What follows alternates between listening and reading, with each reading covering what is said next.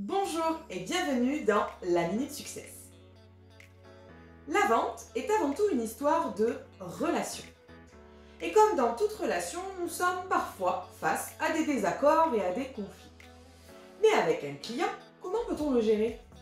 C'est ce que l'on va aborder aujourd'hui, comment gérer un conflit client. Lors d'un conflit, votre client exprime son insatisfaction, mais surtout ses émotions. Colère, déception, frustration, etc. Et c'est là tout l'enjeu de la gestion d'un conflit, faire face et gérer les émotions de votre client. Donc, les émotions, ce sont des réactions affectives qui sont suscitées par un événement. La colère, la déception ou encore la frustration sont des réactions à la suite d'une insatisfaction ou d'un mécontentement. Si l'on se détache de ces émotions, les réactions seront forcément différentes. Et c'est là votre rôle en tant que vendeur ou manager. Celui d'essayer de détacher votre client ou en tout cas de lui faire prendre du recul face à ses propres émotions. L'idée étant de se concentrer plutôt sur les faits plus que sur ce que l'on ressent. Pour cela, vous devez dans un premier temps laisser s'exprimer votre client. Cela lui permettra de verbaliser son mécontentement et d'extérioriser ses émotions. Il se sentira alors soulagé d'avoir pu s'exprimer et cela fera redescendre la tension.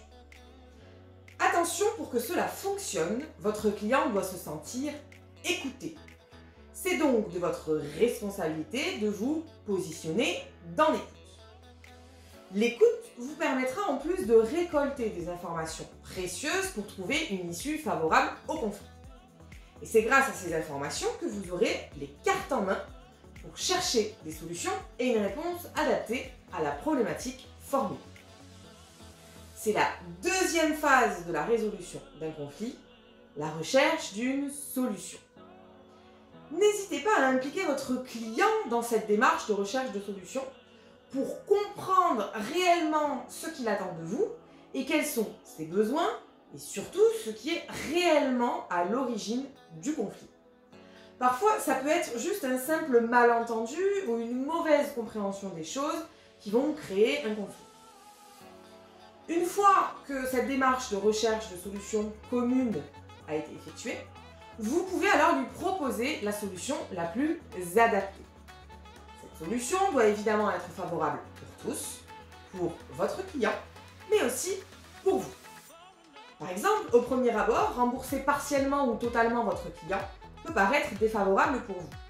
Mais si cela vous permet de conserver l'image de votre entreprise et de valoriser votre service client, alors cette solution de remboursement, finalement, elle est aussi favorable pour vous. Lors d'un conflit, pensez que votre attitude fait la différence sur l'issue possible.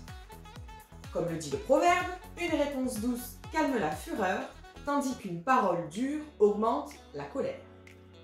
Si vous accueillez les propos de votre client en restant calme, en faisant preuve de maîtrise de soi, dans une attitude d'écoute et avec une démarche positive, alors la résolution du conflit sera plus facile. Sachez aussi qu'il est possible d'anticiper un conflit avec un client, en le suivant de manière régulière, en étant à son écoute et en veillant au point névralgique de l'offre en question. Merci pour votre attention à la Minute Success du jour. Vous pouvez vous abonner à notre chaîne YouTube en bas à gauche, rester informé de nos actualités en activant la cloche et cliquez sur le pouce bleu si la capsule vous a plu. Merci et à très bientôt dans la Minute Success.